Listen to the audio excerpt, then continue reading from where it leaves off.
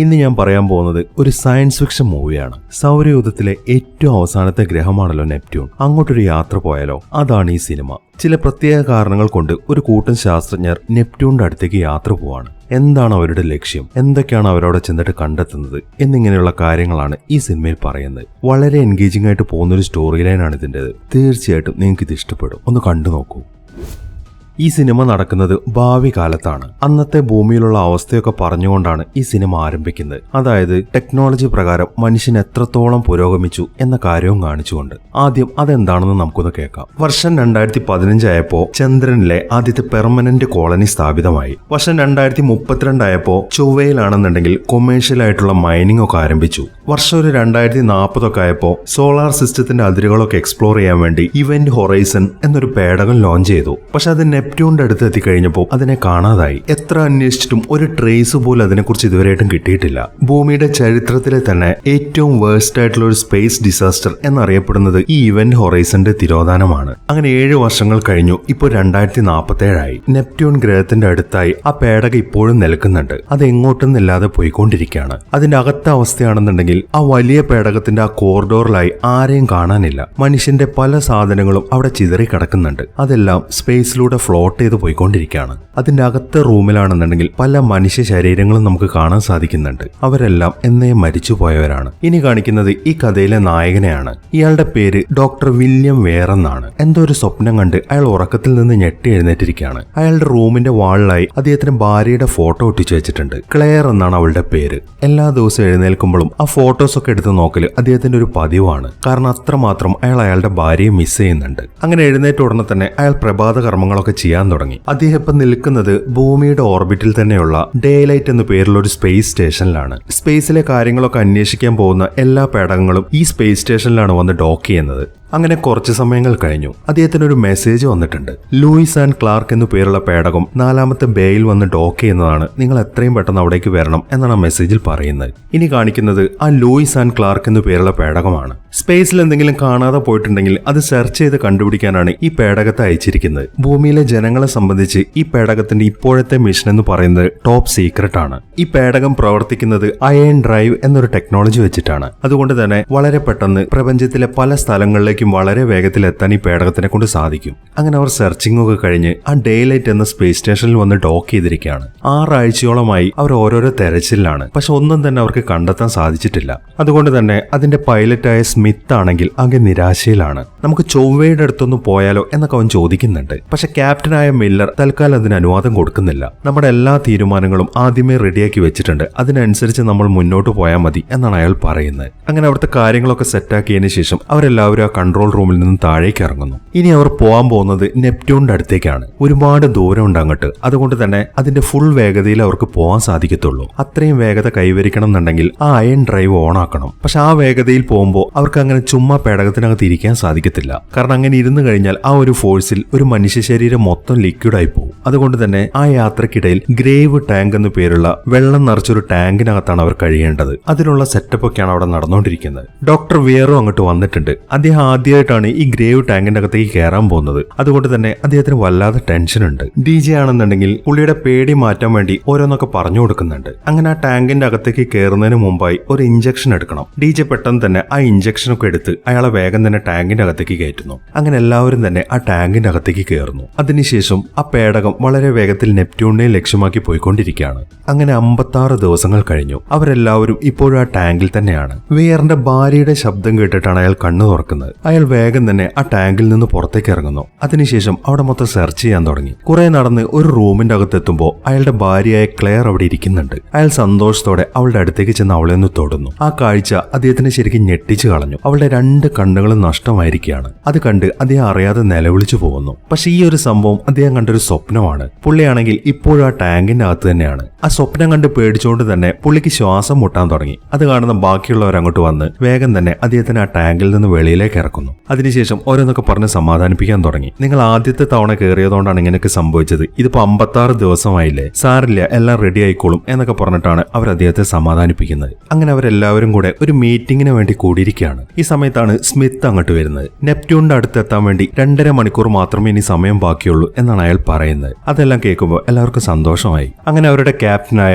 Miller സംസാരിക്കാൻ തുടങ്ങി. Doctor wear അവിടെ ഉണ്ടെങ്കിലും പുള്ളി ഇതുവരെയായിട്ടും അവരെല്ലാവരും പരിചയപ്പെട്ടിട്ടില്ല.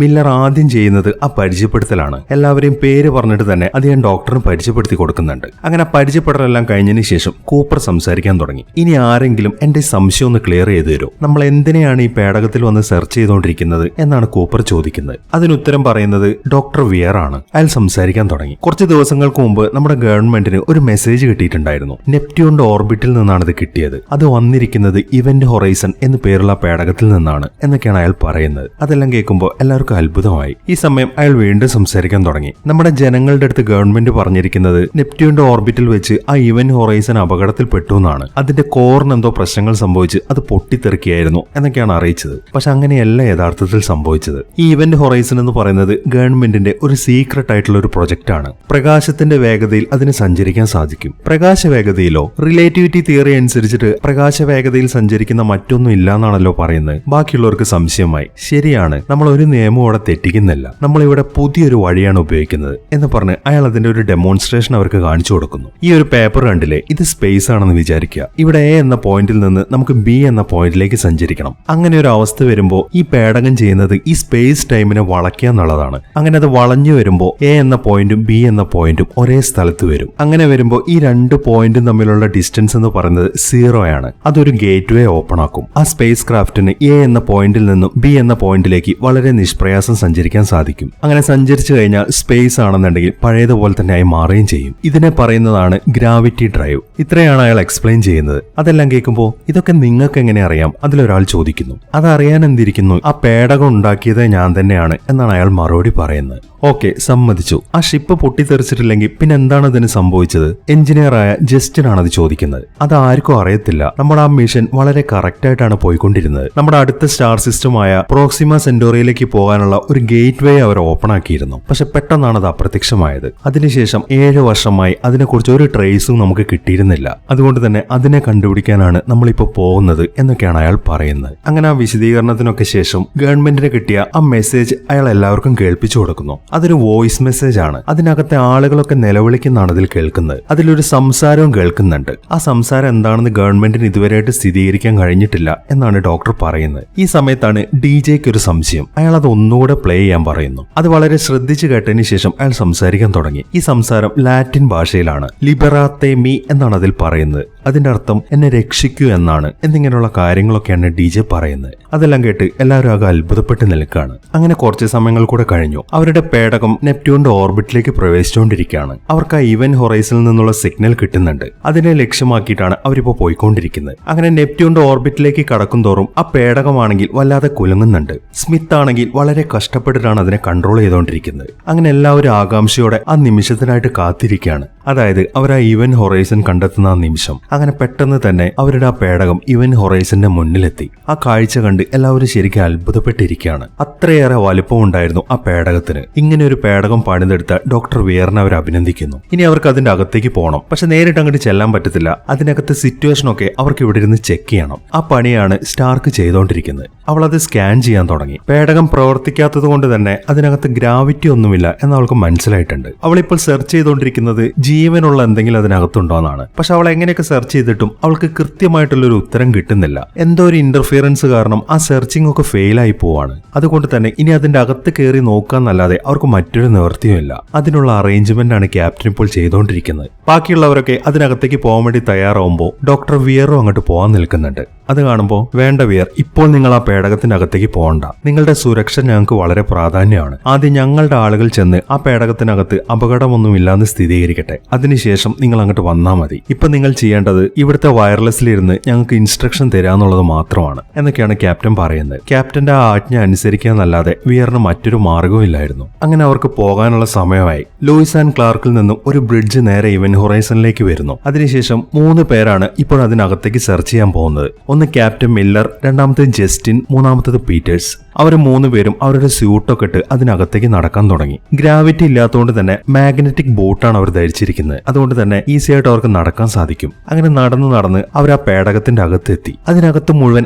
ഐസ് ക്രിസ്റ്റൽസ് ആണ്. ആ കാര്യങ്ങളൊക്കെ മില്ലർ അവരെ വിളിച്ചു പറയുന്നുണ്ട്. ഈ സമയത്താണ് അവിടെ കുറച്ച് ബോംബൊക്കെ സെറ്റ് ചെയ്ത് വെച്ചിരിക്കുന്ന അവർ ശ്രദ്ധിക്കുന്നത്. അതെന്തിനാണെന്ന് ചോദിക്കുമ്പോൾ ഡോക്ടർ വിയർ അതിനെക്കുറിച്ച് എക്സ്പ്ലെയിൻ ചെയ്യാൻ തുടങ്ങി. എന്തെങ്കിലും ഒരു എമർജൻസി സിറ്റുവേഷൻ ഉണ്ടാവുകയാണെന്നുണ്ടെങ്കിൽ ആ ബോംബ് എക്സ്പ്ലോഡ് ചെയ്യും. അതോടൊപ്പം തന്നെ ആ ബ്രിഡ്ജ് അവിടെ 2ആയിട്ട് മുറിയും. അങ്ങനെ ബാക്കിയുള്ള ഭാഗം ഒരു ലൈഫ് ബോട്ടായിട്ട് ഉപയോഗിക്കാം എന്നാണ് അയാൾ അതിനൊരു വിശദീകരണം കൊടുക്കുന്നത്. അങ്ങനെ അതിന്റെ അകത്തെത്തിയതിനു ശേഷം അവർ 3 ഭാഗങ്ങളിലായിട്ടാണ് തെരച്ചിൽ നടത്തുന്നത്. മില്ലർ ആദ്യം ചെല്ലുന്നത് അതിനകത്തുള്ള മെഡിക്കൽ റൂമിലേക്കാണ്. അതിനുശേഷം അവിടെ മൊത്തം സ്കാൻ ചെയ്യാൻ തുടങ്ങി. പക്ഷെ ജീവന്റെ ഒരു അംശം പോലും ആ റൂമിന്റെ എവിടെയും കാണാൻ സാധിക്കുന്നില്ല. ഈ സമയം ജസ്റ്റിൻ ആണെന്നുണ്ടെങ്കിൽ മറ്റൊരു ഭാഗത്താണ് നിൽക്കുന്നത്. അവനൊരു ഡോർ ഓപ്പൺ ആക്കുന്നു. അതിനകത്ത് എന്തോ കറങ്ങുന്നുണ്ട്. അത് കാണുമ്പോൾ ഇതെന്താണ് സംഭവം, എന്തൊരു ഗ്രൈൻഡിങ് മെഷീൻ പോലെ ഉണ്ടല്ലോ എന്നാണ് അവൻ ചോദിക്കുന്നത്. അത് കേൾക്കുമ്പോൾ അത് ആ മാഗ്നറ്റിക് ഫീൽഡിന്റെ ഇന്റർഫിയറൻസ് ഇല്ലാതിരിക്കാൻ സെറ്റ് ചെയ്തതാണ് എന്നാണ് ഡോക്ടർ പറയുന്നത്. അങ്ങനെ അവൻ ആ ബ്രിഡ്ജിലൂടെ അകത്തേക്ക് നടക്കാൻ തുടങ്ങി. ഇതേ സമയം പീറ്റേഴ്സ് ആണെങ്കിൽ മറ്റൊരു റൂമിലാണ്. അവൾ നോക്കുമ്പോൾ അവിടെ എന്തൊക്കെയോ ബ്ലഡ് ഒക്കെ കാണുന്നുണ്ട്. പക്ഷെ കുറച്ച് മാത്രമേ ഉള്ളൂ. അത് മാത്രം ശ്രദ്ധിച്ചിട്ടാണ് അവൾ അവിടെ നിന്ന് മുന്നോട്ട് നടക്കുന്നത്. പക്ഷെ അവളുടെ അപ്പുറത്തായി വേറെ ഒരുപാട് ബ്ലഡ് കിടക്കുന്നുണ്ട്. അത് അവൾ ശ്രദ്ധിക്കുന്നില്ല. ഇതേ സമയം തന്നെ ജസ്റ്റിൻ ആണെന്നുണ്ടെങ്കിൽ അവിടെയുള്ള ഓരോ സ്ഥലവും പരിശോധിച്ച് മുന്നോട്ട് നടക്കുകയാണ്. അവൻ നോക്കുമ്പോൾ അവിടുന്ന് കൂളന്റ് ഒക്കെ ലീക്ക് ആയിട്ടുണ്ട്. അവൻ അതൊക്കെ ക്ലീൻ ചെയ്ത് അവിടുത്തെ കാര്യങ്ങളൊക്കെ സെറ്റ് ആക്കിക്കൊണ്ടിരിക്കുകയാണ്. ഈ സമയം പീറ്റേഴ്സ് ആണെന്നുണ്ടെങ്കിൽ ഷിപ്പിന്റെ ലോഗ് റൂമിൽ എത്തിയിട്ടുണ്ട്. അവൾ അതിൽ നിന്നും എന്തെങ്കിലും ഡാറ്റ കിട്ടുമെന്ന് ചെക്ക് ചെയ്തുകൊണ്ടിരിക്കുകയാണ്. അതിനുള്ളിൽ ഒരു CD കാണുന്നുണ്ട്. പക്ഷെ അത് വലിച്ചിട്ട് പോരുന്നില്ല. അതുകൊണ്ട് തന്നെ അത് എടുക്കാനുള്ള ശ്രമത്തിലാണ് അവൾ. ഈ സമയത്താണ് മറ്റൊരു കാര്യം സംഭവിക്കുന്നത്. ഒരു മനുഷ്യന്റെ ശരീരം പെട്ടെന്ന് അവളുടെ ദേഹത്ത് വന്ന് ഇടിക്കുന്നു. അതിന്റെ ആ രൂപമൊക്കെ കണ്ട് അവൾ ആകെ ഞെട്ടി നിൽക്കുകയാണ്. ഈ സമയം തന്നെ കൺട്രോൾ റൂമിൽ നിന്നും അവരും ആ രൂപത്തെ കാണുന്നുണ്ട്. ആ ശരീരം മൊത്തം നശിച്ചിട്ടുണ്ട്. അതെങ്ങനെ സംഭവിച്ചതാണ് എന്നവർക്കൊരു എത്തും പിടിയും കിട്ടുന്നില്ല. എന്തോ ഒരു മൃഗത്തിന്റെ അറ്റാക്ക് നടന്ന പോലെയുണ്ടല്ലോ എന്നൊക്കെയാണ് അതിലുള്ള ഒരു അഭിപ്രായം പറയുന്നത്. ഇതേ സമയം ജസ്റ്റിൻ ആണെന്നുണ്ടെങ്കിൽ നടന്ന് മറ്റൊരു റൂമിന്റെ അകത്തെത്തി. അതിനകത്ത് എന്തോ കറങ്ങിക്കൊണ്ടിരിക്കുന്നുണ്ട്. അവൻ വേഗം അതിന്റെ ലൈറ്റ് ഓൺ ആക്കുന്നു. ഈ സമയത്താണ് അവനത് വ്യക്തമായിട്ട് കാണാൻ സാധിക്കുന്നത്. ഒരു ബോള് പോലുള്ള ഒരു സാധനം അവിടെ കറങ്ങിക്കൊണ്ടിരിക്കുകയാണ്. അതെന്താണെന്ന് ചോദിക്കുമ്പോൾ ഡോക്ടർ അതിനെക്കുറിച്ച് എക്സ്പ്ലെയിൻ ചെയ്യാൻ തുടങ്ങി. അതാണ് ഗ്രാവിറ്റി ഡ്രൈവ്. ആ ഷിപ്പിന്റെ ഹാർട്ടാണ് അത് എന്നാണ് അയാൾ പറയുന്നത്. അങ്ങനെ അവർ അതിനെക്കുറിച്ച് സംസാരിച്ചുകൊണ്ട് നിൽക്കുമ്പോഴാണ് പെട്ടെന്ന് ആ സാധനം കറങ്ങുന്നത് നിൽക്കുന്നത്. അതോടൊപ്പം തന്നെ ജസ്റ്റിനുമായിട്ടുള്ള അവരുടെ കണക്ഷൻ കട്ടായി പോകുന്നുണ്ട്. ഈ സമയം ജസ്റ്റിൻ ആണെങ്കിൽ കൗതുകത്തോടെ അതിലേക്ക് തന്നെ നോക്കി നിൽക്കുകയാണ്. പെട്ടെന്നാണ് വലിയൊരു പ്രകാശം അതിൽ നിന്ന് വരുന്നത്. അത് അവന്റെ കണ്ണടിച്ചു പോകുന്ന രീതിയിലുള്ളതായിരുന്നു. ആ പ്രകാശം വന്ന ഉടനെ തന്നെ അത് ഓഫ് ആവുകയും ചെയ്യുന്നു. ഇപ്പൊ അവൻ നോക്കുമ്പോൾ അതിലൊരു കറുത്ത സാധനം മാത്രമാണ് കാണുന്നത്. അവൻ പതുക്കെ അതിലൊന്ന് ടച്ച് ചെയ്ത് നോക്കുന്നു. അതെന്തോ ഒരു ക്രീം പരുവാണ്. അത് തൊട്ടിട്ട് അവന് മതിയാവുന്നില്ല. അതുകൊണ്ട് തന്നെ അവൻ അതിന്റെ അകത്തേക്ക് കൈയിട്ട് നോക്കുന്നു. പെട്ടെന്നാണ് മറ്റൊരു കാര്യം സംഭവിക്കുന്നത്. അതിനകത്തു നിന്ന് എന്തോ ഒരു സാധനം അവൻ അതിന്റെ ഉള്ളിലേക്ക് വലിച്ചെടുക്കുന്നു. അങ്ങനെ അവൻ പൂർണ്ണമായിട്ടും അതിന്റെ അകത്തേക്ക് കയറിപ്പോയിരിക്കുകയാണ്. അതോടൊപ്പം തന്നെ ആ സാധനത്തിന്റെ ഉള്ളിൽ നിന്നും വലിയൊരു വേവ് പുറത്തേക്ക് വരുന്നു. അത് വരുന്നതിനനുസരിച്ച് ആ ഏരിയ മൊത്തം തകരുന്നുണ്ട്. അങ്ങനെ ആ വേവ് കടന്നു പോകുന്ന ഭാഗം മൊത്തം അത് പൂർണ്ണമായിട്ടും തകർത്ത് കളയുന്നു. മില്ലർ അവിടെ നിൽക്കുന്നുണ്ട്. ആ വേവിൽപ്പെട്ട് അയാളും പുറകിലേക്ക് തെറിച്ചു വീഴുന്നുണ്ട്. ആ വേവ് അതിന്റെ അകത്തേക്ക് ചെന്ന ആളുകളെ മാത്രമല്ല ബാധിക്കുന്നത്, പുറത്തിരിക്കുന്ന പേടകത്തിനെ അത് ബാധിക്കുന്നുണ്ട്. അതിന്റെ ഉൾവശവും മൊത്തം തകർന്നുകൊണ്ടിരിക്കുകയാണ്.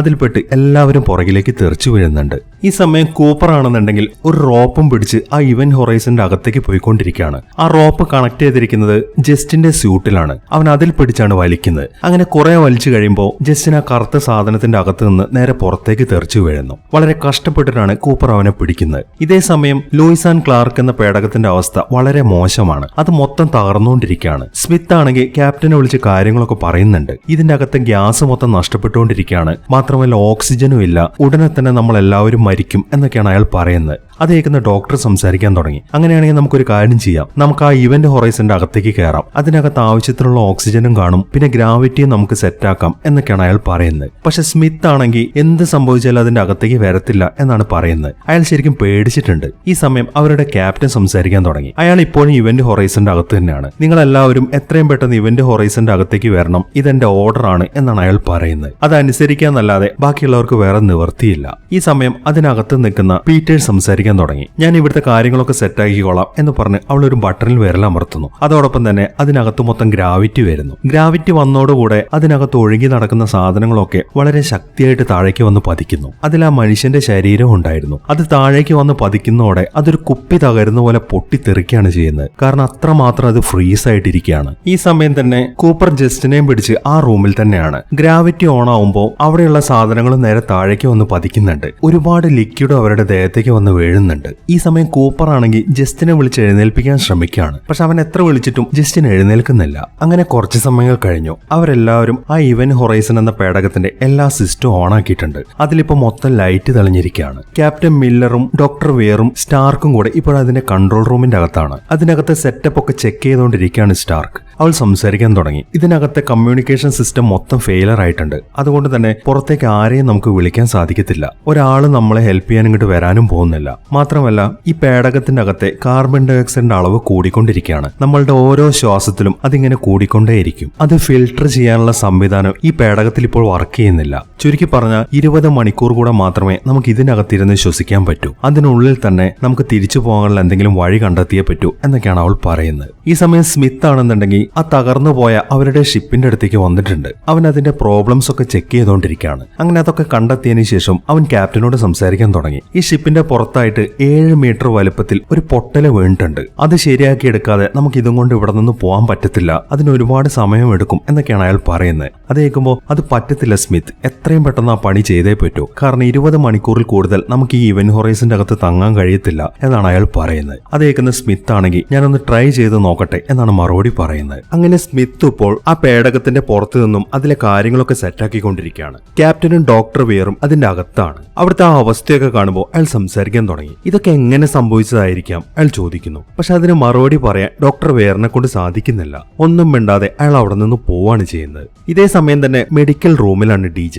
ജസ്റ്റിനെ അവിടെ കൊണ്ട് കിടത്തിയിട്ടുണ്ട്. അയാൾ അവനെ ചെക്ക് ചെയ്തുകൊണ്ടിരിക്കുകയാണ്. ഈ സമയം പീറ്റേഴ്സും അങ്ങോട്ട് വരുന്നുണ്ട്. ജസ്റ്റിന്റെ അവസ്ഥ എന്തായെന്ന് അറിയാനാണ് അവളിപ്പോ അങ്ങോട്ട് വന്നിരിക്കുന്നത്. DJ സംസാരിക്കാൻ തുടങ്ങി. ഇവന്റെ വൈറ്റൽസ് ഒക്കെ നോർമലാണ്. പക്ഷെ ഇവനൊരു റെസ്പോൺസ് തരുന്നില്ല. ചിലപ്പോൾ ഒരു 15 മിനിറ്റ് കഴിയുമ്പോൾ ഇവൻ എഴുന്നേറ്റേക്കാം. എന്നാൽ എഴുന്നേൽക്കാതെ ഇരിക്കാനും സാധ്യതയുണ്ട് എന്നൊക്കെയാണ് DJ പറയുന്നത്. ഇതേ സമയം തന്നെ കൂപ്പർ ആണെങ്കിൽ അയാളെ കണ്ട കാര്യങ്ങളൊക്കെ അവരോട് പറഞ്ഞുകൊണ്ടിരിക്കുകയാണ്. ഞാൻ ജസ്റ്റിനെയും തെരഞ്ഞിട്ടാണ് ആ റോപ്പും പിടിച്ച് ആ റൂമിലേക്ക് ചെന്നത്. ആ സമയത്ത് ആദ്യമൊന്നും ഞാൻ ഒന്നും കണ്ടില്ല. പെട്ടെന്നാണ് അവിടെ ഇരിക്കുന്ന ആ ഡിവൈസിനകത്ത് നിന്നും ജസ്റ്റിൻ പ്രത്യക്ഷപ്പെട്ടത്. മാത്രമല്ല അവിടെ മൊത്തം എന്തോ ദ്രാവകം നിറയുകയും ചെയ്തു. പെട്ടെന്ന് ആ ദ്രാവകമെല്ലാം അപ്രത്യക്ഷമായി അത് വീണ്ടും ഖരാവസ്ഥയിലായി എന്നൊക്കെയാണ് അയാൾ പറയുന്നത്. അയാൾ വളരെ വെപ്രാളത്തോടെയാണ് അത്രയും കാര്യങ്ങൾ പറഞ്ഞു ഒപ്പിക്കുന്നത്. പക്ഷെ ഡോക്ടർ വിയർ ആണെന്നുണ്ടെങ്കിൽ അതൊന്നും വല്ലാതെ മൈൻഡ് ആക്കുന്നില്ല. ഫിസിക്സ് വെച്ച് നോക്കുകയാണെങ്കിൽ ഇപ്പോഴത്തെ അവസ്ഥയിൽ ഒരിക്കലും ഇങ്ങനെ സംഭവിക്കാൻ സാധ്യതയില്ല. നിങ്ങൾ പറഞ്ഞ പോലെ നടക്കണമെന്നുണ്ടെങ്കിൽ ആ ഗേറ്റ് വേ ഓപ്പൺ ആയിരിക്കണം. ഗേറ്റ് വേ ഓപ്പൺ ആവണമെന്നുണ്ടെങ്കിൽ ആ ഗ്രാവിറ്റി ഡ്രൈവ് ഓൺ ആയിരിക്കുകയും വേണം. പക്ഷെ ആ ഗ്രാവിറ്റി ഡ്രൈവ് ഓൺ അല്ല. നിങ്ങൾ ഇങ്ങനെയൊക്കെ കണ്ടിട്ടുണ്ടെങ്കിൽ അത് ആ ഗ്രാവിറ്റിയിൽ ഉണ്ടാവുന്ന വ്യത്യാസം കൊണ്ട് നിങ്ങൾക്ക് തോന്നിയതാണ് എന്നൊക്കെയാണ് ഡോക്ടർ പറയുന്നത്. അത് കേൾക്കുമ്പോൾ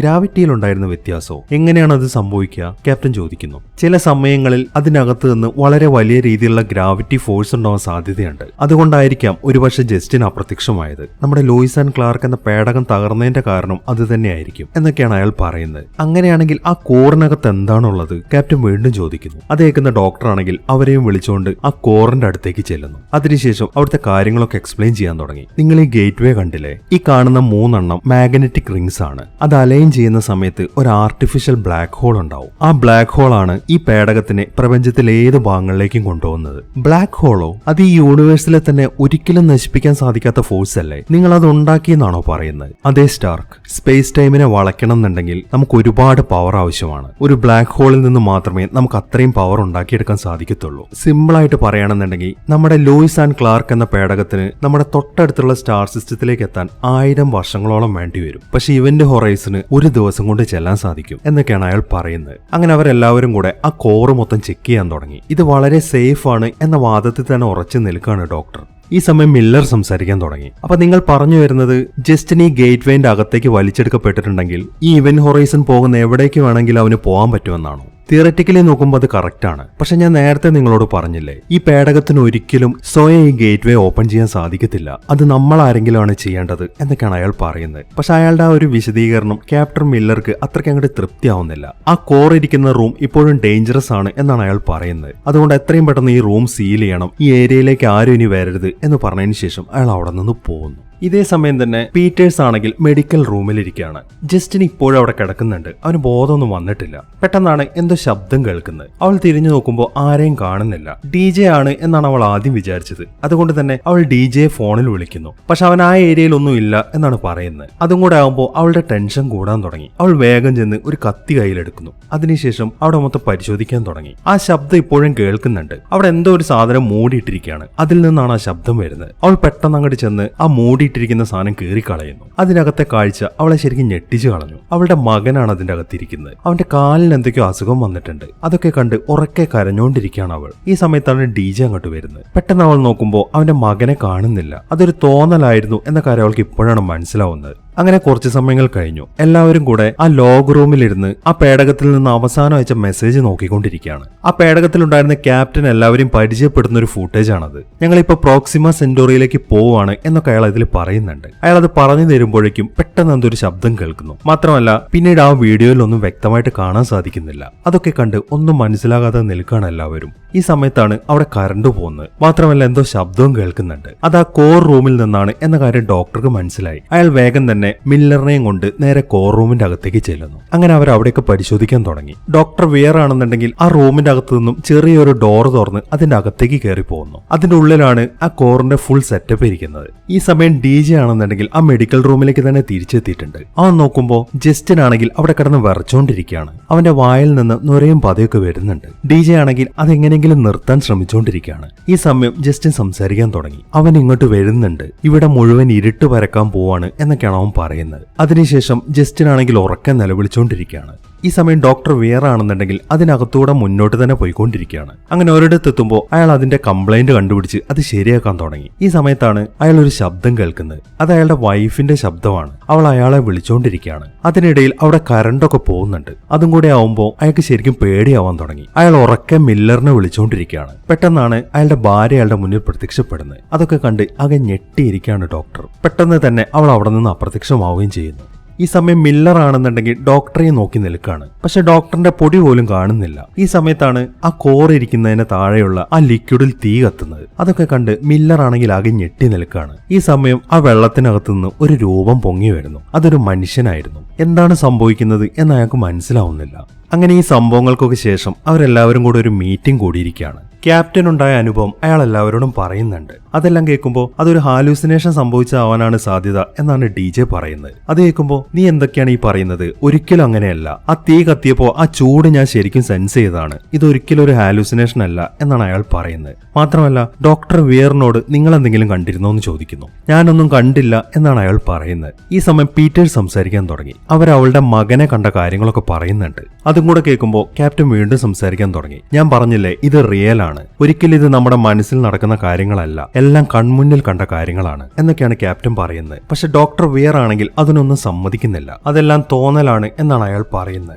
അതും കൂടെ കേൾക്കുമ്പോൾ സ്മിത്തിന് ശരിക്കും ദേഷ്യം വരാൻ തുടങ്ങി. അയാളാണെങ്കിൽ അവനെ പിടിച്ചിടിച്ചോണ്ടിരിക്കുകയാണ്. ഈ ഷിപ്പിന് എന്തോ കുഴപ്പമുണ്ട് എന്ന് തന്നെയാണ് അയാൾ പറഞ്ഞുകൊണ്ടിരിക്കുന്നത്. പക്ഷെ ഡോക്ടർ ആണെങ്കിൽ അതിന് സമ്മതിക്കുന്നില്ല. അങ്ങനെ ക്യാപ്റ്റൻ ഇടപെട്ടിട്ടാണ് ആ പ്രശ്നം സ്റ്റോപ്പ് ചെയ്യുന്നത്. നീ എത്രയും പെട്ടെന്ന് പേടകത്തിന് പുറത്തുള്ള കാര്യങ്ങൾ നോക്കുന്നു പറഞ്ഞ് ക്യാപ്റ്റൻ സ്മിത്തിനെ അവിടെ നിന്ന് പറഞ്ഞു വിടുന്നു. അങ്ങനെ ക്യാപ്റ്റൻ അവിടെ നിന്ന് ഇറങ്ങി പുറത്തേക്ക് നടക്കാൻ തുടങ്ങി. ഈ സമയം സ്റ്റാർക്കും അയാളുടെ അടുത്തേക്ക് ചെല്ലുന്നുണ്ട്. കുറച്ച് സമയമായിട്ട് അവൾ എന്തൊക്കെ ചെക്ക് ചെയ്യുന്നുണ്ടായിരുന്നു. അതിൽ നിന്നും അവൾ കണ്ടെത്തിയ ചില കാര്യങ്ങളാണ് അവൾ പറഞ്ഞുകൊണ്ടിരിക്കുന്നത്. അവൾ പറഞ്ഞുകൊണ്ട് വരുന്നത് ആ ഷിപ്പിനെന്തോ ജീവനുള്ളത് പോലെയാണ്. ആ ഷിപ്പ് എന്തോ തിരിച്ചു കൊണ്ടുവരാൻ ശ്രമിക്കുകയാണ്. അത് നമ്മുടെ എല്ലാവരുടെയും മനസ്സ് വെച്ചിട്ടാണ് കളിക്കുന്നത്. അതുകൊണ്ടാണ് നമുക്ക് ഇങ്ങനെയുള്ള ഫീലിംഗ്സ് ഒക്കെ തോന്നുന്നത് എന്നൊക്കെയാണ് അവൾ പറയുന്നത്. പക്ഷെ അതൊന്നും വിശ്വസിക്കാൻ ക്യാപ്റ്റൻ തയ്യാറാവുന്നില്ല. മനുഷ്യന് വിശ്വസിക്കാൻ പറ്റുന്ന രീതിയിൽ എന്തെങ്കിലും കണ്ടുപിടിച്ചോണ്ട് വാ എന്ന് പറഞ്ഞതിന് ശേഷം അയാൾ അവിടെ നിന്ന് പോകുന്നു. ഇതേ സമയം പീറ്റേഴ്സ് ആണെന്നുണ്ടെങ്കിൽ ജസ്റ്റിന്റെ അടുത്ത് തന്നെ നിൽക്കുകയാണ്. അതായത് ആ മെഡിക്കൽ റൂമിനകത്ത്. അവൾ എന്തൊക്കെയോ ആലോചിച്ചുകൊണ്ട് അവിടെ നിന്ന് അങ്ങോട്ടും ഇങ്ങോട്ടും നടന്നുകൊണ്ടിരിക്കുന്നതിനിടയിലാണ് പെട്ടെന്ന് ജസ്റ്റിനെ കാണാതാവുന്നത്. അവൾ അവിടെ മൊത്തം പരിശോധിക്കുന്നുണ്ടെങ്കിലും അവിടെ എവിടെയും അവനെ കാണാൻ സാധിക്കുന്നില്ല. ഈ സമയത്ത് അതിനകത്തെ ലൈറ്റ് എല്ലാം ഓഫ് ആവുന്നുണ്ട്. മാത്രമല്ല വളരെ വലിയൊരു ശബ്ദവും കേൾക്കുന്നുണ്ട്.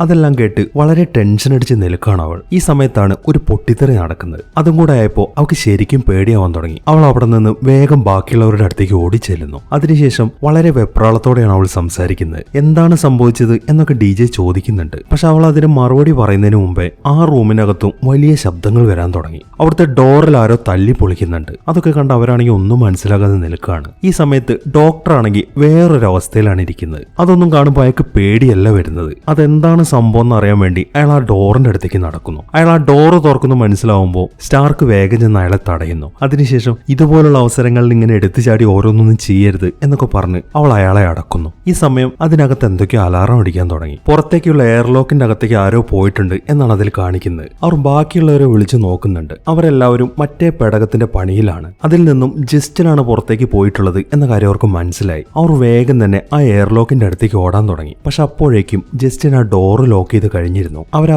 കൊണ്ടാവുന്ന രീതിയിൽ അവനെ കൊണ്ട് ആ ഡോറ് തുറപ്പിക്കാൻ ശ്രമിക്കുന്നുണ്ട്. പക്ഷെ അവനതിന് കൂട്ടാക്കുന്നില്ല. നിങ്ങൾ ഈ ശബ്ദങ്ങളൊക്കെ കേട്ടില്ലേ? അത് നിങ്ങൾക്ക് ഇനി ഓരോരോ സംഭവങ്ങളൊക്കെ കാണിച്ചു തരും. നിങ്ങൾക്കറിയോ, എന്റെ ഉള്ളിൽ ഇപ്പൊ മൊത്തം ഇരുട്ടാണ്. അത് മറ്റെവിടത്തെയോ ഡാർക്ക്നെസ്. അതൊന്നും എന്നെ കൊണ്ട് താങ്ങാൻ സാധിക്കത്തില്ല. അതുകൊണ്ട് തന്നെ ഇനി അതിന്റെ അകത്തേക്ക് ഞാൻ വരുന്നില്ല എന്നൊക്കെയാണ് അവൻ പറയുന്നത്. അരുത് ജസ്റ്റിൻ, ഇതൊക്കെ നിന്റെ തോന്നലാണ്. നീ മര്യാദയ്ക്ക് ആ ഡോർ ഓപ്പൺ ചെയ്യും. ഇല്ല, എനിക്കിത് തുറക്കാൻ സാധിക്കത്തില്ല. ഞാൻ കണ്ട കാര്യങ്ങളൊക്കെ നിങ്ങൾ കണ്ടിരുന്നെങ്കിൽ ഒരിക്കലും നിങ്ങൾ എന്നെ അകത്തേക്ക് വിളിക്കില്ല എന്ന് പറഞ്ഞ് അവൻ പുറത്തേക്ക് തുറക്കുന്ന ഡോറിന്റെ ബട്ടണിൽ വിരലമർത്തുന്നു. അതോടൊപ്പം തന്നെ ആ എയർലോക്കിനകത്തുള്ള പ്രഷറൊക്കെ ചേഞ്ച് ആവാൻ തുടങ്ങിയിട്ടുണ്ട്. അതിനനുസരിച്ച് അവന്റെ ശരീരം മൊത്തം വലിഞ്ഞു മുറുകിക്കൊണ്ടിരിക്കുകയാണ്. ഈ സമയം ബാക്കിയുള്ളവരെ അറിയിച്ചതിനെ തുടർന്ന് അവനെ രക്ഷിക്കാൻ വേണ്ടി ക്യാപ്റ്റൻ അങ്ങോട്ട് വരുന്നുണ്ട്. പക്ഷെ ജസ്റ്റിന്റെ അവസ്ഥയാണെങ്കിൽ വളരെ മോശമായിക്കൊണ്ടിരിക്കുകയാണ്. അവന്റെ കണ്ണൊക്കെ പൊട്ടിത്തെറിച്ച് അതിലെ ബ്ലഡ് വരുന്നുണ്ട്. അങ്ങനെ പുറത്തേക്കുള്ള ഡോർ ഓപ്പണായി അവൻ വെളിയിലേക്ക് തെറിച്ചു വീഴുന്നു. അപ്പോഴേക്കും ക്യാപ്റ്റനും അങ്ങ് എത്തിക്കഴിഞ്ഞിരുന്നു. അങ്ങനെ വളരെ പെട്ടെന്ന് തന്നെ ക്യാപ്റ്റൻ അവനെയും പിടിച്ച് വേഗം അകത്തേക്ക് കയറുന്നു. അവന്റെ മുഖത്ത് മൊത്തം ചോര വന്നുകൊണ്ടിരിക്കുകയാണ്. അവരാണെങ്കിൽ അവനെ രക്ഷിക്കാൻ വേണ്ടി ആവുന്നത്ര പരിശ്രമിക്കുന്നുണ്ട്. ഇതേ സമയം ഡോക്ടർ ആണെങ്കിൽ ആ സ്ഥലത്ത് തന്നെ ഇരിക്കുകയാണ്. ഇത്രയും പ്രശ്നങ്ങൾ ഉണ്ടായിട്ടും അയാൾ അവരുടെ അടുത്തേക്ക് ചെന്നിട്ടില്ല. എന്തൊക്കെയോ ചിന്തിച്ചു കൂട്ടി ആ കസേരയിൽ തന്നെ ഇരിക്കുകയാണ് അയാൾ. അങ്ങനെ കുറച്ച് സമയത്തിന് ശേഷം അവരെല്ലാവരും ഒരു മീറ്റിംഗ് കൂടിയിരിക്കുകയാണ്. ജസ്റ്റിന്റെ ജീവൻ അപകടമൊന്നും പറ്റിയിട്ടില്ല. പക്ഷെ അവൻ എഴുന്നേൽക്കാൻ ഇനിയും കുറെ സമയമെടുക്കും എന്നൊക്കെയാണ് DJ പറയുന്നത്. ഇതൊന്നുമല്ല അവരുടെ പ്രശ്നം.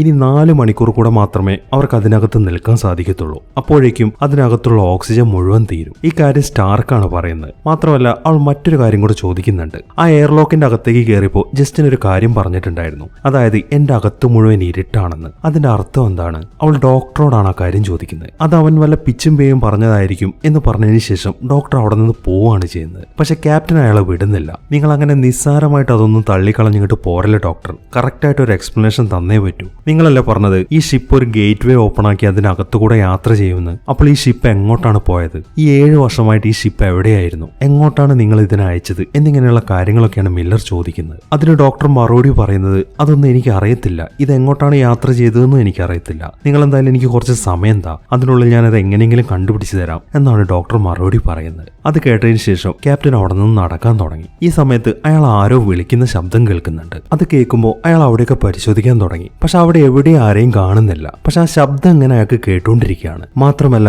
അവിടെ നിന്ന് പേടിപ്പിക്കുന്ന മറ്റു പല ശബ്ദങ്ങളും കേൾക്കുന്നുണ്ട്. അതെല്ലാം കേൾക്കുമ്പോൾ ഇതെന്താണ് ഇവിടെ സംഭവിക്കുന്നത് എന്നൊക്കെ ആലോചിച്ചുകൊണ്ട് അവിടെ തന്നെ നിൽക്കുകയാണ് അയാൾ. അങ്ങനെ അയാൾ അവിടെ നിന്ന് നേരെ ചെല്ലുന്നത് DJയുടെ അടുത്തേക്കാണ്. അതിനുശേഷം അയാൾക്ക് ഇപ്പൊ സംഭവിച്ച കാര്യങ്ങളൊക്കെ പറയാൻ തുടങ്ങി. അയാൾ ഇപ്പൊ കേട്ട ആ ശബ്ദം അയാളുടെ ഒരു പഴയ ഫ്രണ്ടിന്റേതാണ്. അവരിതിനു മുമ്പ് ഒരുമിച്ചായിരുന്നു വർക്ക് ചെയ്തത്. അങ്ങനെ ഇതുപോലുള്ള ഒരു പേടകത്തിൽ യാത്ര ചെയ്യുമ്പോൾ അന്ന് ആ പേടകത്തിന് തീ പിടിച്ചിട്ട് അയാൾ മരിച്ചു പോവായിരുന്നു. മരിക്കുന്നതിന് മുമ്പായി എന്നെ രക്ഷിക്കൂ എന്ന് അയാൾ ക്യാപ്റ്റനെ വിളിച്ച് കരഞ്ഞിട്ടുണ്ടായിരുന്നു. അതേ ശബ്ദമാണ് അയാൾ ഇപ്പോൾ ഈ ഷിപ്പിനകത്തു നിന്നും കേട്ടത്. ആ കാര്യങ്ങളൊക്കെയാണ് അയാൾ DJയുടെ അടുത്ത് പറയുന്നത്. ഇത്രയും അനുഭവങ്ങൾ ഉണ്ടായിട്ടും നിങ്ങൾ എന്താണ് ഇതൊന്നും എന്നോട് പറയാതിരുന്നത്? അതാണ് ഞാനും പറഞ്ഞു വരുന്നത്. ഞാൻ ഈ കാര്യം ഇതുവരെയായിട്ട് ആരോടും പറഞ്ഞിട്ടില്ല. പക്ഷെ ഈ ഷിപ്പിന് അതെങ്ങനെ അറിയാം? അതിന് എന്റെ എല്ലാ രഹസ്യങ്ങളും അറിയാം. ഞാൻ എന്തിനെയാണ് പേടിക്കുന്നതെന്ന് ഈ ഷിപ്പിന് അറിയാം. ഇതൊക്കെ എങ്ങനെയാണ് നടക്കുന്നത്? ഓക്കെ, നിങ്ങളുടെ അവസ്ഥ എനിക്ക് മനസ്സിലായി. ഞാനും ഇനി ഇതുവരെ പറയാത്തൊരു കാര്യം പറയാം. നമ്മൾ ഈ യാത്ര ആരംഭിച്ചപ്പോൾ ഡോക്ടർ വേറെ നമുക്ക് കേൾപ്പിച്ചു തന്ന ഒരു വോയിസ് മെസ്സേജ് ഉണ്ടായിരുന്നല്ലോ. അന്ന് ഞാനാണല്ലോ അത് നിങ്ങൾക്ക് ട്രാൻസ്ലേറ്റ് ചെയ്ത് തന്നത്. അന്ന് ലിബറാത്തെ മീ എന്നാണ് ഞാൻ നിങ്ങളോട് പറഞ്ഞത്.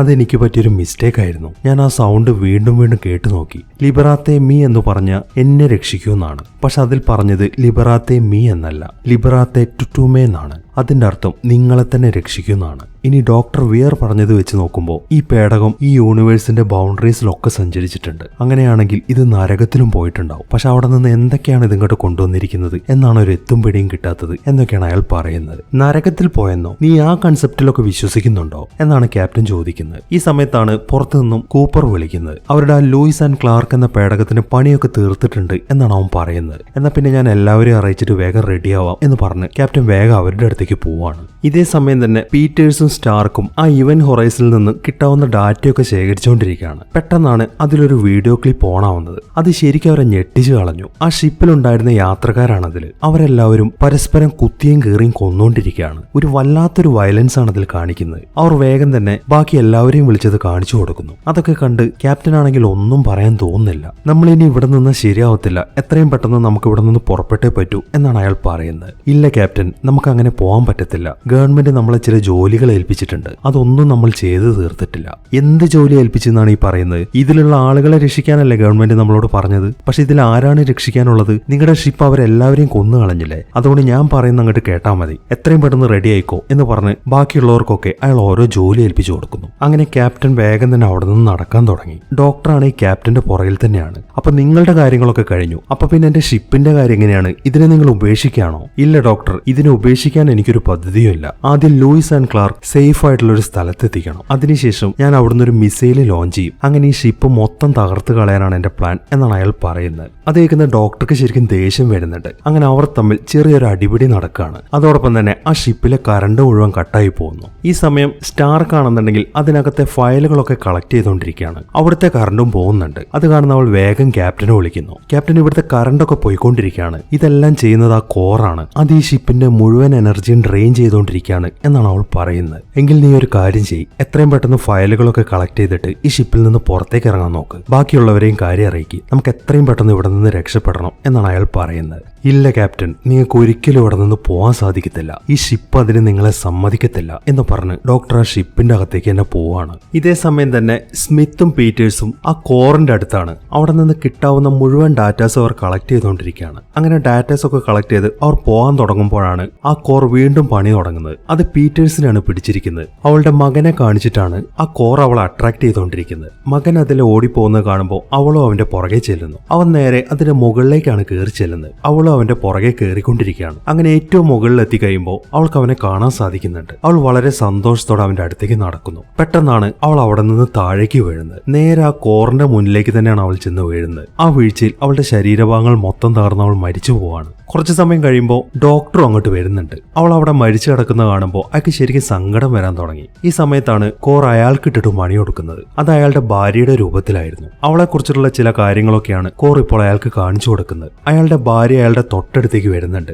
അതിനുശേഷം അയാളുടെ കണ്ണുകൾ രണ്ടും ചൂഴ്ന്നെടുക്കുന്നു. ഉറക്കെ നിലവിളിക്കാൻ മാത്രമേ അയാളെ കൊണ്ട് സാധിക്കുന്നുള്ളൂ. ഇതേ സമയം സ്മിത്ത് ആണെങ്കിൽ തിരിച്ച് ആ ലൂയിസ് ആൻഡ് ക്ലാർക്കിന്റെ അകത്തെത്തിയിട്ടുണ്ട്. കൂപ്പർ ആണെന്നുണ്ടെങ്കിൽ ഇപ്പോഴും അതിന്റെ പുറത്തു നിന്ന് പണി ചെയ്തുകൊണ്ടിരിക്കുകയാണ്. എത്ര സമയം കൂടെ എടുക്കും നിന്റെ പണി തീരാൻ എന്ന് അവൻ വേഗം തന്നെ കൂപ്പറിനെ വിളിച്ച് ചോദിക്കുന്നു. 2 മിനിറ്റിനുള്ളിൽ എല്ലാം തീരും എന്നാണ് കൂപ്പർ മറുപടി പറയുന്നത്. ഈ സമയത്താണ് മറ്റൊരു കാര്യം സ്മിത്ത് ശ്രദ്ധിക്കുന്നത്. ഡോക്ടർ അതിലെ കറങ്ങി നടക്കുന്നുണ്ട്. അവൻ എത്ര വിളിച്ചിട്ടും അയാൾ നിൽക്കുന്നില്ല. അയാൾ ഒരു ഡോറ് കടന്ന് അപ്പുറത്തേക്ക് പോയിക്കൊണ്ടിരിക്കുകയാണ്. അത് കാണുന്ന സ്മിത്ത് ആണെങ്കിൽ വേഗം ക്യാപ്റ്റനെ വിളിക്കുന്നു. അയാൾ ഇപ്പോഴും ഇവന്റ് ഹൊറൈസന്റെ അകത്ത് തന്നെയാണ്. ഞാനിപ്പോൾ ഡോക്ടറിനെ കണ്ടു, അയാൾ ഈ ഏരിയയിലൊക്കെ കറങ്ങി നടക്കുന്നുണ്ട്, പക്ഷെ ഞാൻ വിളിച്ചിട്ട് നിൽക്കുന്നില്ല എന്നൊക്കെയാണ് സ്മിത്ത് പറയുന്നത്. അവൻ അതൊക്കെ പറയുമ്പോഴാണ് അയാൾ നിൽക്കുന്ന ആ ബ്രിഡ്ജിൽ അയാൾ ഒരു കാര്യം ശ്രദ്ധിക്കുന്നത്. അവിടെ വെച്ചിരുന്ന ഒരു ബോംബ് മിസ്സായിട്ടുണ്ട്. അതുകൊണ്ട് തന്നെ അയാൾ വേഗം ചെന്ന് സ്മിത്തിനോട് സംസാരിക്കാൻ തുടങ്ങി. ഇവിടെ നിന്നൊരു ബോംബ് മിസ്സായിട്ടുണ്ട്. എനിക്ക് തോന്നുന്നത് ഡോക്ടർ ആ ബോംബ് കൊണ്ടാണ് നമ്മുടെ പേടകത്തിന്റെ അകത്തേക്ക് പോയിരിക്കുന്നതെന്നാണ്. അയാൾ അത് അവിടെ ഫിക്സ് ചെയ്യാൻ സാധ്യതയുണ്ട്. അതുകൊണ്ട് നീ വേഗം തന്നെ അതിൽ നിന്ന് പുറത്തു കടക്കാൻ നോക്ക് എന്ന് പറഞ്ഞ് ക്യാപ്റ്റൻ അവിടെ നിന്ന് ഓടിപ്പോകുന്നു.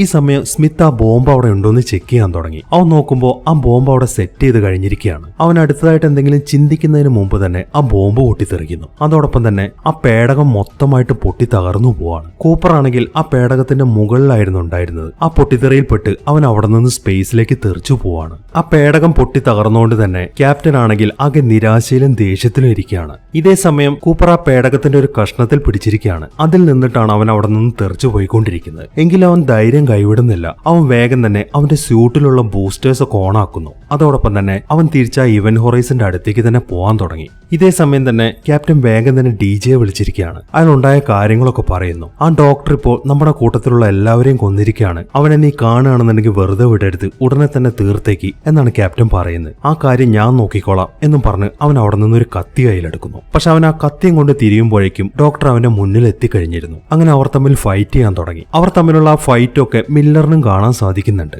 ആ ഫൈറ്റിനിടയിൽ ഡോക്ടർ DJ അടിച്ചു വീഴ്ത്തുന്നു. അതിനുശേഷം അവിടെ നിന്നൊരു കത്തിയെടുത്ത് അവന്റെ വയറ് മൊത്തം വലിച്ചു കയറാൻ തുടങ്ങി. അങ്ങനെ DJ വളരെ ദാരുണമായിട്ട് മരിച്ചു പോവാണ്. കുറച്ചു സമയം കഴിഞ്ഞ് ക്യാപ്റ്റൻ അങ്ങോട്ട് വന്നു നോക്കുമ്പോൾ ആ കാഴ്ച അയാളെ ശരിക്കും ഞെട്ടിച്ചു കളഞ്ഞു. ഡോക്ടർ DJയെ പോസ്റ്റ്മോർട്ടം ചെയ്തു വെച്ചിരിക്കുകയാണ്. അവന്റെ മുഴുവൻ ശരീരഭാഗങ്ങളും അയാൾ പുറത്തേക്ക് എടുത്തിട്ടിട്ടുണ്ട്. അതൊക്കെ കണ്ട് ആകെ ഞെട്ടി നിൽക്കാണ് അയാൾ. അയാൾ നോക്കുമ്പോൾ ഡോക്ടർ അവിടെ കാണുന്നില്ല. ഇനി അയാളെ കൊന്നിട്ടേ ബാക്കി കാര്യം എന്നാണ് അയാളിപ്പോ തീരുമാനിച്ചിരിക്കുന്നത്. അതിനുവേണ്ടി അയാൾ വേഗം ചെന്നൊരു തോക്ക് കയ്യിലെടുക്കുന്നു. അതിനുശേഷം ഡോക്ടറെ അന്വേഷിച്ച് നടക്കാൻ തുടങ്ങി. കുറെ സമയത്ത് സെർച്ചിങ് കഴിഞ്ഞ് അയാൾ ഒരു റൂമിന്റെ അകത്തെത്തുമ്പോൾ സ്റ്റാർക്ക് അവിടെ കിടക്കുന്നത് കാണുന്നുണ്ട്. അയാൾ വേഗം ചെന്ന് അവളെ തട്ടി വിളിക്കുന്നു. അവൾ മരിച്ചിട്ടില്ല. അതുകൊണ്ട് തന്നെ അയാൾ അവളെയും തൂക്കിയെടുത്ത് നടക്കാൻ തുടങ്ങി. ഈ സമയത്താണ് ആ ഞെട്ടിക്കുന്ന കാഴ്ച അവർ കാണുന്നത്. ഡോക്ടർ അവിടുത്തെ ആ ചെയറിൽ ഇരിക്കുന്നുണ്ട്. അയാളുടെ മുഖം മൊത്തം വെട്ടേറ്റ പാടുകളാണ്. മാത്രമല്ല അയാൾക്കിപ്പോ കണ്ണുകളുമില്ല. നിങ്ങളുടെ കണ്ണുകളൊക്കെ എവിടെ പോയി? എന്തിനാണ് ക്യാപ്റ്റൻ നമുക്കിനി കണ്ണുകൾ? ഇനി നമുക്ക് കാണേണ്ടതിന് ഒന്നിനും കണ്ണുകൾ ആവശ്യമില്ല. നിങ്ങൾ ചോദിച്ചില്ലേ ഈ പേടകത്തിന് ഞാൻ എന്താണ് ചെയ്തതെന്ന്? ഞാൻ ഈ പേടകം ഉണ്ടാക്കിയത് നക്ഷത്രങ്ങളിലേക്ക് സഞ്ചരിക്കാൻ വേണ്ടിയിട്ടായിരുന്നു. പക്ഷെ ഇത് നക്ഷത്രങ്ങളിൽ മാത്രമല്ല പോയിരിക്കുന്നത്. ഇത് ഈ യൂണിവേഴ്സിനെ വലിച്ചു കയറി മറ്റൊരു ഡയമെൻഷനിലേക്കാണ് പോയിരിക്കുന്നത്. അതായത് നരകത്തിലേക്ക്. അങ്ങോട്ട് പോകുമ്പോൾ ഇത് സാധാരണ ഒരു പേടകം മാത്രമായിരുന്നു. പക്ഷെ തിരിച്ചു വന്നു കഴിഞ്ഞപ്പോൾ ഇതും ഒരു നരകമായിട്ട് മാറിയിരിക്കുകയാണ്. ഇനി ഇതിനെ നിയന്ത്രിക്കാൻ നമ്മൾ ക്രൂ മെമ്പേഴ്സ് മാത്രമേ ഉള്ളൂ എന്ന് പറഞ്ഞ് അയാൾ ഒരു ബട്ടണിൽ വിരലമർത്താൻ തുടങ്ങി. അത് കാണുമ്പോൾ നിങ്ങൾ എന്ത് ചെയ്യാനുള്ള പുറപ്പാടാണ്? നിങ്ങളല്ല എന്നോട് ചോദിച്ചത് ഈ പേടകം എവിടേക്കാണ് സഞ്ചരിച്ചതെന്ന്. അതൊക്കെ നിങ്ങൾക്ക് ഇനി നേരിട്ട് കണ്ട് മനസ്സിലാക്കാം എന്നാണ് ഡോക്ടർ മറുപടി പറയുന്നത്. അതെല്ലാം കേൾക്കുമ്പോൾ സ്റ്റാർക്കിന് ശരിക്കും ദേഷ്യം വരാൻ തുടങ്ങി. അവൾ അയാളെ അടിക്കാൻ വേണ്ടി അയാളുടെ അടുത്തേക്ക് ഓടിച്ചെല്ലുന്നു. പക്ഷെ കണ്ണുകളില്ലെങ്കിലും ഡോക്ടർക്ക് അവളെ കാണാം. അതുകൊണ്ട് തന്നെ അയാൾ അവളെ തൂക്കിയെടുത്ത് പുറത്തേക്ക് വലിച്ചെറിയുന്നു. ഈ സമയം ക്യാപ്റ്റനും ആ തോക്കും പിടിച്ച് അയാളുടെ അടുത്തേക്ക് ചെല്ലുന്നുണ്ട്. പെട്ടെന്ന് ഡോക്ടർ ആ തോക്ക് അയാളുടെ കയ്യിൽ നിന്ന് തട്ടിയെടുക്കുന്നു.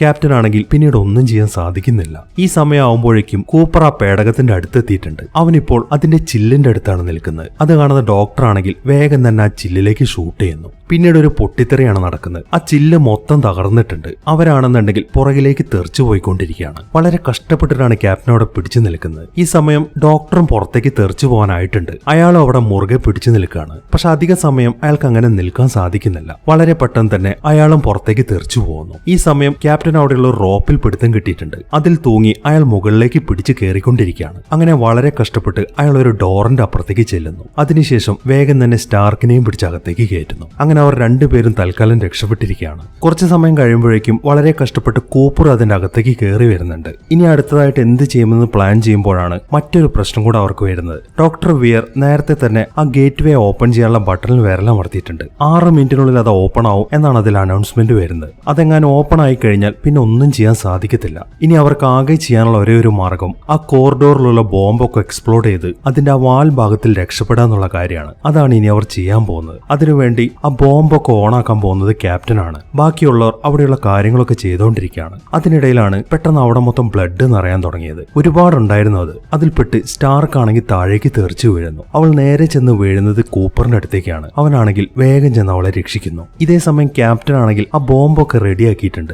ഇനി അയാളുടെ കയ്യിലുള്ള ആ റിമോട്ടിൽ വിരലമർത്തി കഴിഞ്ഞാൽ ആ ബോംബുകൾ പൊട്ടിത്തെറിക്കും. പക്ഷെ അവിടെ നിന്ന് പോകാൻ തുടങ്ങുമ്പോഴേക്കും അയാൾ വീണ്ടും ഓരോരോ കാഴ്ചകൾ കാണാൻ തുടങ്ങി. അത് അയാളുടെ ആ പഴയ ഫ്രണ്ടായിരുന്നു. വലിയൊരു തീയാണ് അയാൾ അവിടെ സൃഷ്ടിക്കുന്നത്. അത് കണ്ട് ക്യാപ്റ്റൻ ആണെങ്കിൽ നേരെ പേടിച്ചോടുന്ന ആ കോർ റൂമിലേക്കാണ്. അതോടൊപ്പം തന്നെ ആ ഡോറ് ക്ലോസ് ആയി പോവുകയും ചെയ്യുന്നു. ഇനി അയാൾക്ക് അവിടെ നിന്ന് പുറത്തിറങ്ങാൻ സാധിക്കത്തില്ല. പെട്ടെന്നാണ് ഡോക്ടർ വീണ്ടും അയാളുടെ അടുത്തേക്ക് വരുന്നത്. ആ ഷിപ്പാണ് അയാളെ തിരിച്ചുകൊണ്ട് വന്നിരിക്കുന്നത്. വന്ന ഉടനെ തന്നെ അയാൾ ക്യാപ്റ്റനുമായിട്ട് ഫൈറ്റ് ചെയ്യാൻ തുടങ്ങി. ക്യാപ്റ്റൻ അയാൾ ഒന്നും ചെയ്യാൻ സാധിക്കുന്നില്ല. ഡോക്ടർ അയാൾ ഇടിച്ച് തെറിപ്പിച്ചുകൊണ്ടിരിക്കുകയാണ്. അതിനിടയിൽ അയാളുടെ കയ്യിൽ നിന്ന് ആ റിമോട്ടും തെറിച്ച് പോകുന്നുണ്ട്. അങ്ങനെ കുറെ സമയത്ത് ഫൈറ്റിനിടയിലാണ് അവിടെ ഒരു അനൗൺസ്മെന്റ് മുഴങ്ങുന്നത്. എത്രയും പെട്ടെന്ന് തന്നെ ഗേറ്റ് വേ ഓപ്പൺ ആവുന്നതാണ് എന്നാണ് അതിൽ പറയുന്നത്. ഈ സമയം ഡോക്ടർ സംസാരിക്കാൻ തുടങ്ങി. ഇല്ല ക്യാപ്റ്റൻ, ഇനി ഒരിക്കലും നിങ്ങൾക്ക് ഇവിടെ നിന്ന് രക്ഷപ്പെടാൻ സാധിക്കത്തില്ല. ഇനി നിങ്ങളുടെ ക്രൂ മൊത്തം ഈ ഷിപ്പിന്റേതാണ്. ഇനി നമ്മൾ എല്ലാവരും കൂടാണ് ഇതിൽ യാത്ര ചെയ്യാൻ പോകുന്നത് എന്നൊക്കെയാണ് അയാൾ പറയുന്നത്. പക്ഷെ ക്യാപ്റ്റന് അയാളുടെ ക്രൂവിന് അങ്ങനെ വിട്ടുകൊടുക്കാൻ സാധിക്കത്തില്ലായിരുന്നു. അതുകൊണ്ട് തന്നെ അയാൾ വേഗം ചെന്ന് ആ റിമോട്ട് കയ്യിലെടുക്കുന്നു. അതിനുശേഷം പെട്ടെന്ന് തന്നെ അതിൽ വിരലമർത്തുന്നു.